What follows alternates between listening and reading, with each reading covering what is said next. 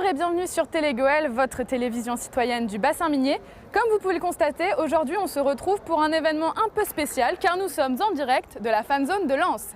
Comme vous l'avez compris, nous allons lancer une nouvelle émission On se lance pour vous faire vivre pendant un mois l'événement Euro 2016.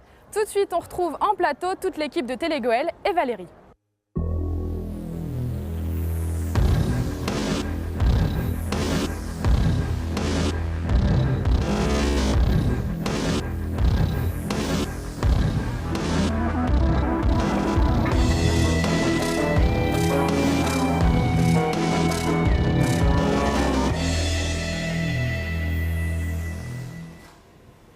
Merci Clélia, effectivement nous sommes sur la fanzone de Lens et nous allons nous retrouver pour 5 grands rendez-vous et peut-être plus pour l'Euro 2016 avec de nombreux invités qui vont nous parler foot bien sûr mais pas seulement, nous parlerons tourisme, culture, cuisine, musique et surtout nous allons rire avec toute une équipe sympa qui est allée au cœur de l'événement pour vous faire partager les meilleurs moments de cette grande fête sportive. Tout de suite Vibration, un petit retour en musique sur l'ambiance des premiers matchs de l'Euro diffusés la semaine dernière. Je vous rappelle les scores. France-Roumanie, score 2-1 pour la France. Albanie-Suisse, 1-0 pour la Suisse. Pays de Galles-Slovaquie, 2-1 pour le Pays de Galles. Et Angleterre-Russie, match nul, 1-1. Allez, on se lance.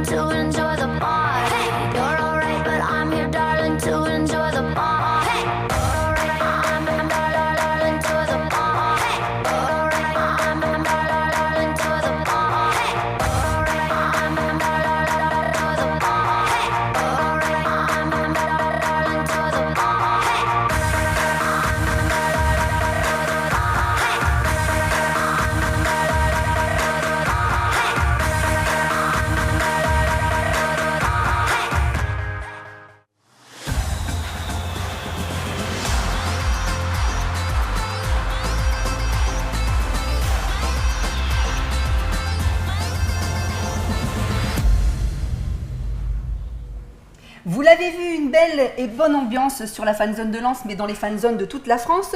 Les supporters, pour le moment, n'ont pas été hors-jeu. Hors-jeu, c'est la rubrique de Camille, avec un point actu pour ce mercredi 15 juin. Bonjour Camille. Bonjour Valérie. Et oui, bonne nouvelle pour le RC Lens. Le club a enfin trouvé son nouvel entraîneur.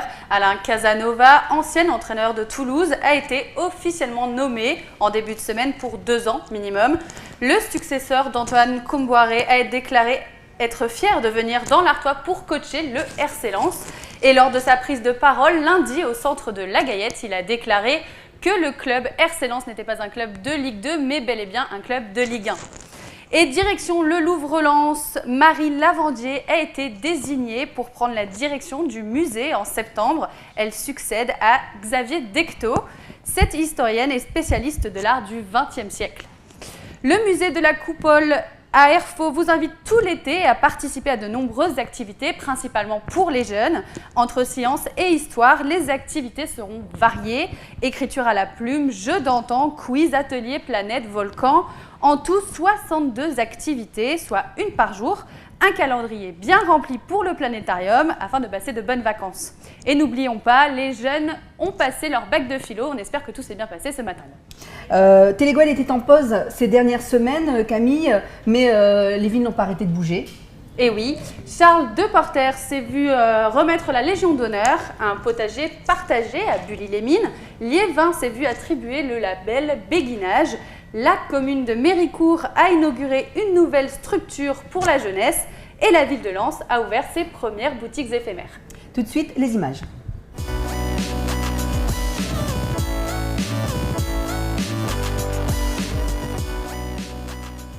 Chevalier de l'Ordre de la nationale de la Légion d'honneur.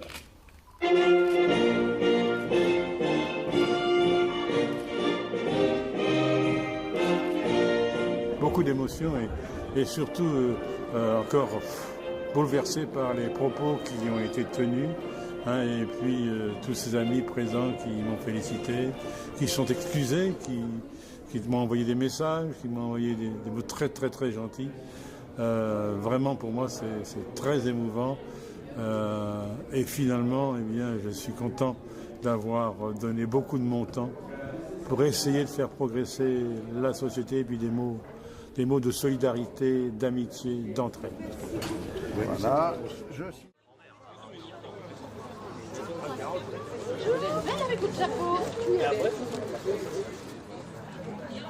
Mercredi 25 mai, la ville de Bully-les-Mines inaugurait un potager partagé sous une météo plutôt clémente. Le but, entretenir un potager pour tous et par tous, une initiative solidaire à destination des plus démunis. De travailler nous portera chance et on espère qu'il sera la bonne olive de notre jardin. Le but, voilà, c'est de mobiliser en fait des personnes en difficulté, les accompagner différemment que simplement d'une relation aidant-aidé derrière un bureau. Voilà, donc le but c'était vraiment de les mettre en action, de les mettre en projet dans une dynamique où elles vivent en groupe. Du coup, ça participe à leur bien-être, ça crée du lien entre les personnes. Et puis ça leur redonne envie. Pour célébrer cette journée d'inauguration, les jardiniers solidaires ont planté un olivier au centre du jardin.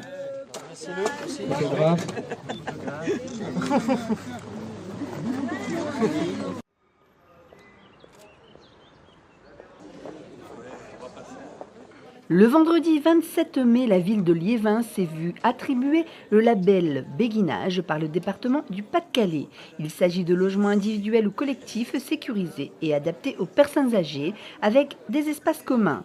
Ils permettent aux seniors de garder leur indépendance tout en conservant des liens sociaux et en privilégiant la proximité avec le quartier et les commerces. Donc le label Béguinage, c'est 3 volets. Un volet technique, qui évidemment incite à répondre et oblige à répondre à plusieurs critères d'accessibilité au logement, de sécurisation des logements, tout ce qu'on peut retrouver au niveau des obligations réglementaires en termes d'accessibilité aux publics handicapés ou seniors. Avec ce projet, le département promet d'apporter aux résidents la garantie d'un logement adapté à leurs besoins.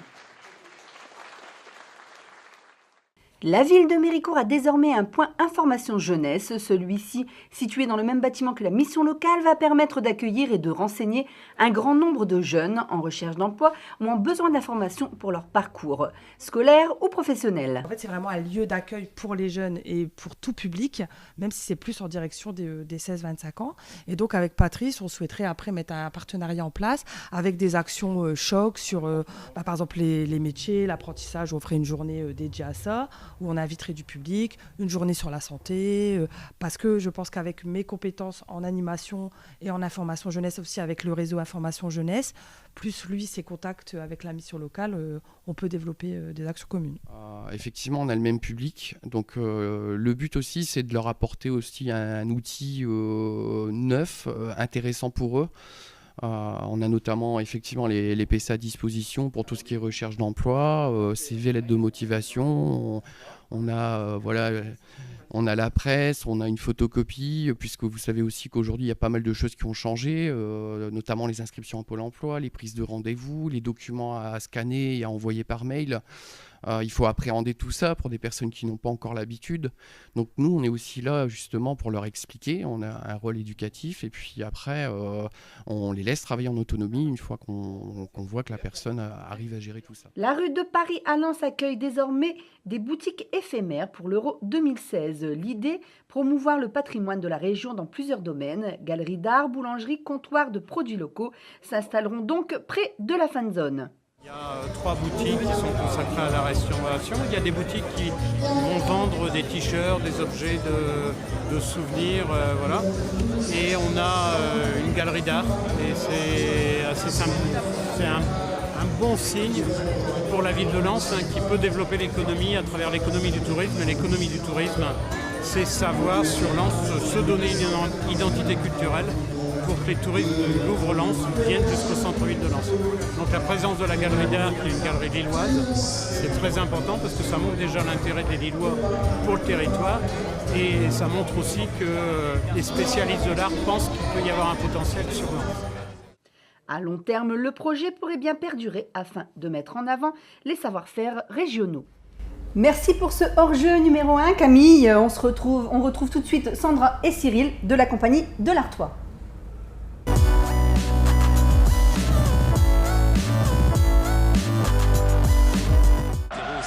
Allez, vas-y. Allez, tu peux le faire, vas-y. Mais t'es pas prêt? On y va, on a rendez-vous chez ma mère? Oh, c'est pas bien. Mais quoi, t'es malade? Attends. Mais il est 19h, on a rendez-vous à moins le quart. Je sais pas ce que c'est comme animaux, j'ai jamais vu. Oh, but! But! Sauver Willy. Ah oui, le... Habille-toi, on y va.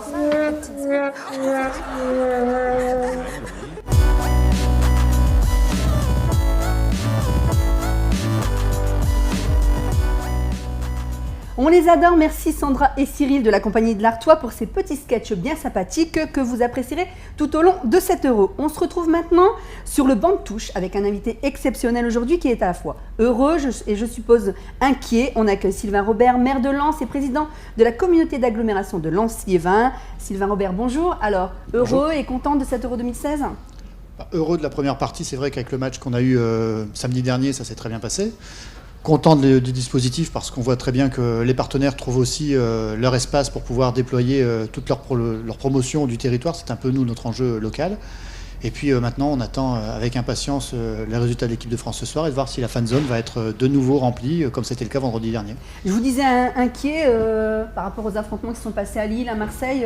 Est-ce qu'il y a des dispositifs sécurité plus importants là pour demain ? Dès le départ, notre dispositif était déjà plus conséquent pour le match Angleterre-Pays de Galles. On l'a réajusté avec les services de la préfecture parce qu'on a bien sûr tenu compte des derniers événements.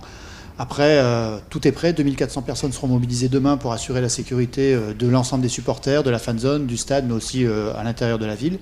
Et puis, on attend plutôt avec impatience le match que ce qui peut se passer dans la ville, parce qu'on sait très bien que là, on va avoir une ferveur populaire qu'on espère limiter à l'esprit football et pas uniquement à l'esprit que l'on a pu voir à Marseille ou à Lille. D'ailleurs, pour la sécurité, on retrouve la préfète qu'on a interviewée hier matin.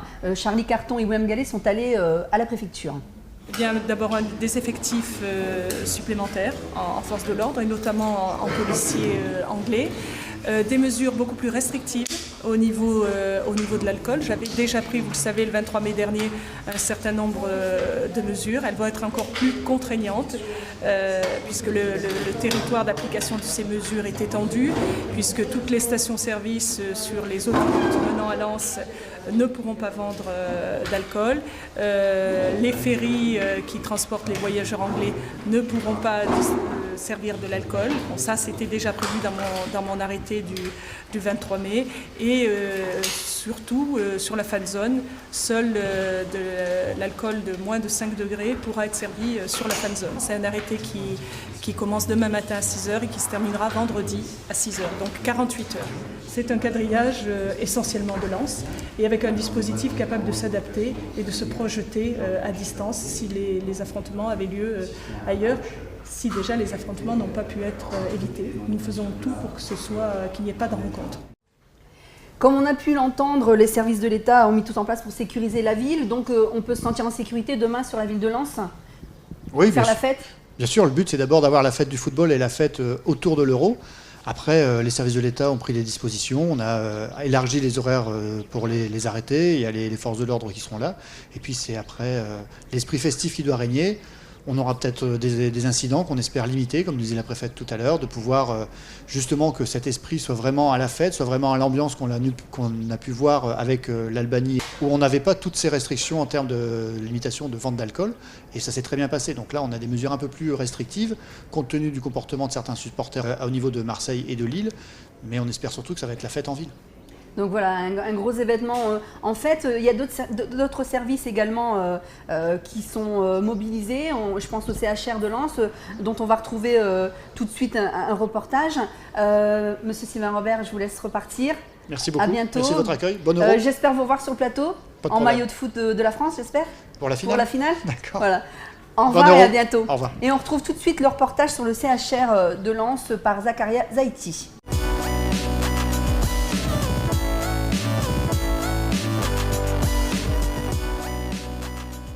Le centre hospitalier de Lens s'est mis à l'heure de l'Euro 2016.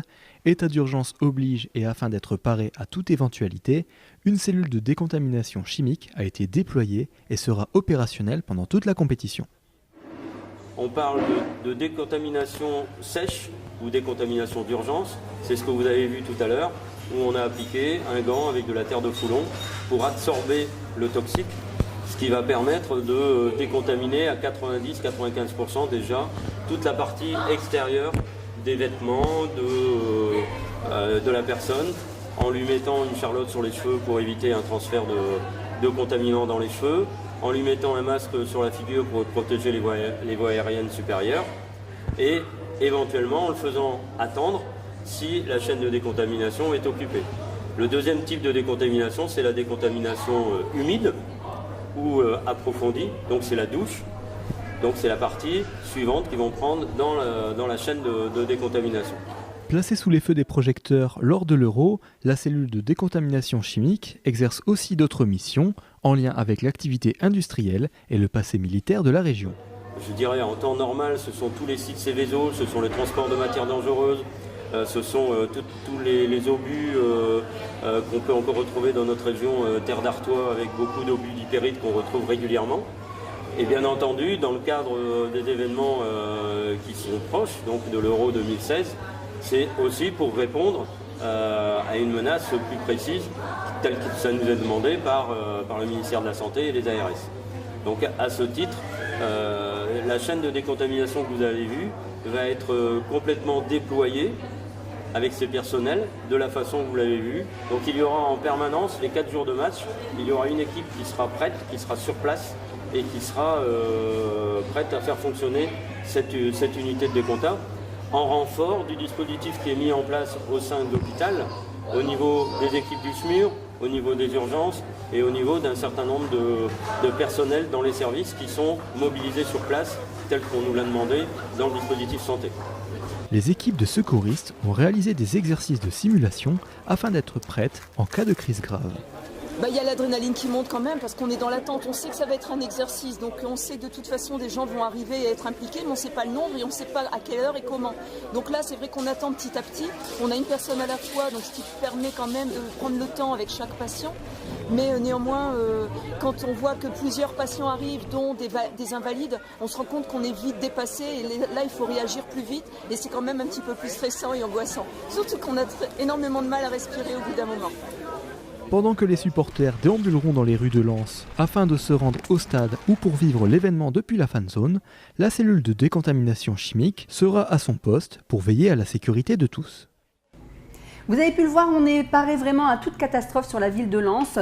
Beaucoup de dispositifs sont mis en place. Les services de sécurité, les services de la ville, les services de l'agglo sont tous mobilisés. Et l'Euro, c'est aussi vraiment une grosse fête. Et on accueille beaucoup de touristes et les touristes, on les invite à aller au Louvre-Lens. D'ailleurs, il y a une très belle exposition en ce moment sur les sang et or que vous pourrez voir pendant toute votre visite sur Lens.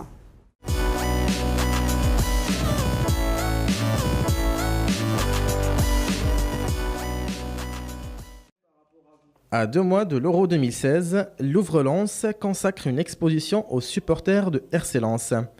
L'occasion de rendre hommage aux hommes et aux femmes qui vivent une véritable passion pour leur club. L'exposition intitulée RC Louvre met en lumière la passion des supporters lensois pour leur club à travers des témoignages et des souvenirs personnels. En fait, l'enjeu, au départ, c'est de regrouper les témoignages et les collectes en vue d'enrichir les collections nationales du Musée national du sport de ses supporters dans un cadre local bien précis qui est le nôtre ici à Lens. L'enjeu, c'est vraiment de présenter la passion des supporters de ce club pour cet événement cet aspect majeur de la culture locale, j'allais dire. C'est vraiment ça. Donc le propos s'articule vraiment sur les souvenirs communs ou sur le rapport très personnel que les supporters ont avec leur club. Et puis aussi, évidemment, de travailler, puisqu'on est sur le pavillon de verre qui regarde véritablement sur le Stade Bollard, ce lien avec le Stade Bollard de Lens. L'exposition est issue d'une collecte réalisée à l'été 2015 auprès de plus de 70 amoureux du Racing Club de Lens. Les pièces exposées ont révélé l'importance de l'aspect mémoriel du rapport entre les supporters et le club. Bah écoutez, là je le découvre en même temps que vous m'interviewez, donc ça fait y a beaucoup d'émotions là aujourd'hui. Ça fait bizarre de voir un objet qui s'était endormi un petit peu dans ma chambre pendant pas mal d'années dans une institution culturelle comme le Louvre. Puis ça réveille surtout beaucoup de souvenirs, beaucoup de nostalgie. Puis ça rappelle aussi une période où le football, où j'ai appris aussi le football avec beaucoup de nostalgie sur un football qui n'existe plus forcément aujourd'hui. Football de petit garçon où j'allais au stade avec ce tabouret construit avec mon grand-père parce que j'étais à l'époque trop petit pour, dans le COP, assister au match sans être obligé de me mettre sur la pointe des pieds. Avant l'ouverture au public le samedi 16 avril, dès vendredi, quelques dizaines de privilégiés, anciens adhérents, joueurs et entraîneurs ont pu découvrir les différentes facettes du lien très fort qui unit les supporters au RC Lens au Stade Bollard de Lens. L'occasion de retrouver avec nostalgie des joueurs mythiques et de revivre des moments avec émotion. J'ai participé à l'exposition, ouais, j'ai donné ma licence, 58-59. Et je ne pensais même pas qu'on allait garder ça. J'avais ramené tous mes abonnements, tous mes billets depuis 1960. Non, on garde votre licence. Que derrière, j'avais tous les signatures des anciens joueurs. Eric Sikora, tout ça. J'habitais tout à ce moment-là. J'avais demandé à Martel de faire signer. Il m'a dit, rentre le vestiaire, mais les joueurs vont vous le signer. J'ai rentré le vestiaire et tous les joueurs m'ont signé ma licence. Ça m'a marqué. Ils m'ont dit, ça, c'est une famille. Et je pense que c'est une exposition qu'il faut voir et revoir, en fait, si on veut en saisir un petit peu toutes les facettes. L'exposition gratuite restera visible jusqu'au lundi 7 novembre et espère bien attirer sur le musée un public nouveau. Vraiment une très belle exposition à visiter. Allez-y faire un petit tour, vous ne serez pas déçus. En plus, meilleur public, le public lensois. Tout de suite, on retrouve notre Ch'tikadi Foot.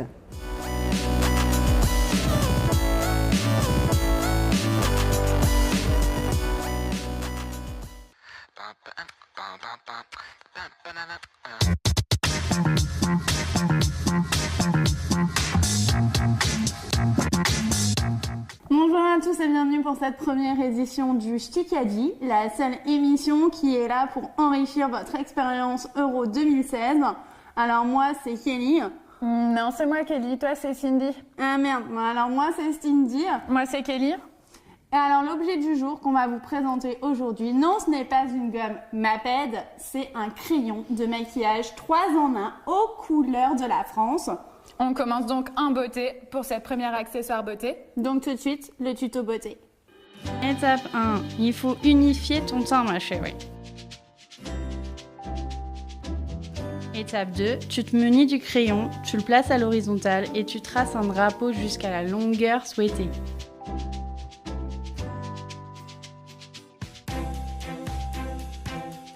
Pour plus de style, tu peux répéter le motif à l'infini.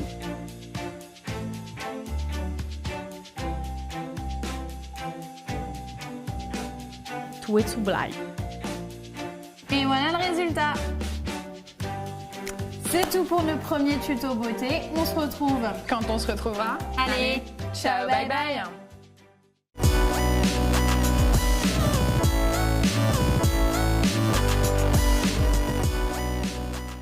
Elles sont géniales. Bonjour Charlie. Est-ce que tu as mieux à nous proposer sur l'Euro 2016 que tu aurais vu en te baladant dans les fan zones ou dans la ville de Lens? Oui, nous on est sortis de la fan zone, on est allé interviewer des supporters albanais, suisses, des commerçants, même des personnes qui vivent à Lens. Et on a essayé de recueillir leurs impressions sur l'Euro 2016. L'ambiance était géniale? Oui, c'était génial. Il n'y a pas eu de problème, une bonne ambiance, ça chante, ça danse même. C'est vraiment sympa.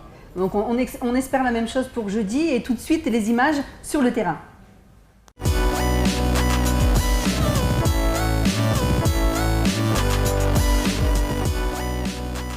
Alors un match un peu particulier, de 20 bonnes premières minutes, ensuite un peu pénible pour la Suisse, mais on est content, on a 3 points. Je pense que c'était un bon match, même si l'Albanie a perdu un joueur en 15 minutes. Donc ça a été dur pour la suite pour rattraper le goal qu'on a pris les premières minutes là. Mais sinon on a raté beaucoup d'occasions qu'on aurait pu égaliser à la fin du match et voilà. Mais bon, je suis toujours pour l'Albanie et on est toujours patriote, on n'aura jamais. Pour moi le résultat juste aurait été 1-1 en principe. On a eu les mêmes occasions, le nombre d'occasions. Et puis la Suisse, elle a eu la chance de gagner tout de suite, mais elle a donné la possibilité de jouer aux Albanais pour 25 minutes. Et on a risqué de prendre le 1-1. Puis on a eu aussi la chance de rester 11 contre 10 et on n'a pas profité. Donc j'espère qu'on n'aura pas à regretter qu'on n'a pas fait plusieurs buts, car à la fin, c'est quand même seront peut-être les buts qui feront la différence dans le groupe. Concernant l'équipe suisse, quelques satisfactions, quelques déceptions, mais quand même dans l'ensemble solide. 2-3 joueurs qui sont sortis du lot, Cher, Berami, qui ont très bien joué. Sommer, le gardien, qui a quand même sorti 2 ou 3 occasions extraordinaires. Non, plutôt content. Yeah, very well, because Switzerland wins 1-0 and it's very important for us for the quarterfinal. Je crois que ce match-là était fondamental. Maintenant, le second va être très important. Ensuite, on a la France. Ça va être très intéressant pour la France aussi, je pense. Je pense qu'on va tout donner contre la France, on va tout donner contre la Roumanie et on peut y arriver. Voilà, on a confiance dans notre équipe. C'est pas un groupe pour moi qui est très difficile. Enfin, la France a été assez chanceuse par rapport au tirage au sort. Mais c'est quand même les Roumains, les Suisses et aussi les Albanais. On a vu le match cet après-midi. Les Albanais ont plutôt bien joué, je pense. Même à 10. Donc c'était un match assez intéressant. Je pense quand même que la France va gagner le groupe relativement facilement. Contre la France, on n'espère pas grand-chose. Si on a une égalité, c'est merveilleux pour nous. Et après, contre la Roumanie, tout reste possible. Hein. Les 4 meilleurs troisièmes passent toujours dans la phase suivante. Avec un peu de chance, on peut y aller. Hein. Albania is very difficult because they have very much Swiss people there. And French is the favorite, and Romania, I don't know. Avec le niveau de jeu qu'on a produit actuellement, franchement, on a toutes nos chances. Les Suisses, c'est vraiment, mais pas bon du tout. Bon, les Roumains, ils sont bien organisés. Et les Français, Il suffit d'un petit brin de chance. Dans le foot, tout va bien, un petit poteau, un hors-jeu pas sifflé, une carte rouge, tout va très vite. Et donc ça peut peut-être passer, on n'en sait rien. Hein. Bon, pour nous, le match décisif sera contre la Roumanie. On doit espérer de faire match nul le moins. Avec 4 points, vraisemblablement, on sera au moins dans le meilleur troisième du giron. Sinon, ce sera difficile. On espère de ne pas arriver contre la France, avoir besoin d'un point ou encore pire 3 points. Voilà. On est plutôt très content de la manière dont ça a été organisé. Je pense que Lens, de toute façon, on sait que c'est une ville de foot, donc ils ont l'habitude d'organiser des gros matchs ici. Donc ça s'est plutôt bien passé. Et donc la sécurité, ça a fonctionné. Il n'y avait pas trop de soucis. L'accès au stade était très bien. C'est toujours sympa quand c'est un stade qui est pas loin du centre-ville.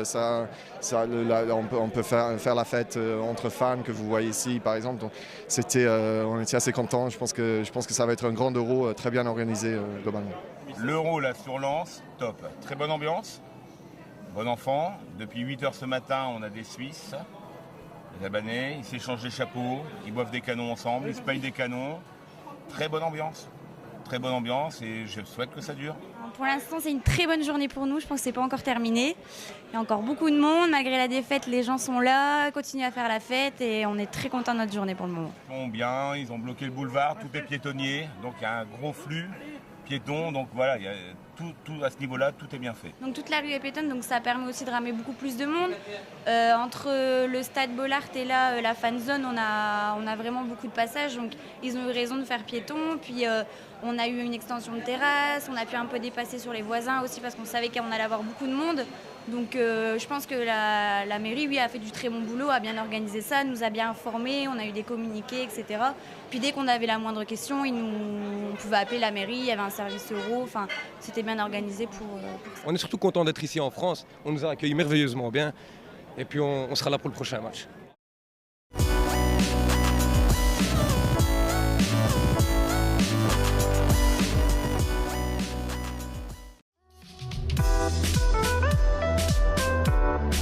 Hi, I'm Advan Asonai. I'm 25 years old. I'm Albanian, live in Sweden.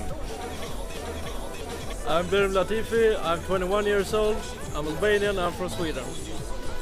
Hi, I'm Sami Hiseni. I'm 31 years old. I'm from Albania. I live in Sweden. Hi, I'm Ervin Demjaha. I'm 23 years old. I'm from Kosovo, but live in Sweden. Yeah, I'm here for the game between Albania and Switzerland. Albania versus Switzerland. Albania, Switzerland. Albania, Switzerland. Yeah, I'm 100% sure that Albania will win with 4-0. 5-0 for Albania. 5-0 maybe, I hope. 2-1 for Albania. Jaka does the both goals. Playing football since I was 5 years old, so that's the passion I have. FIFA on PlayStation. I've been playing football and it runs in the family. I've been playing football since I was just 7 years old.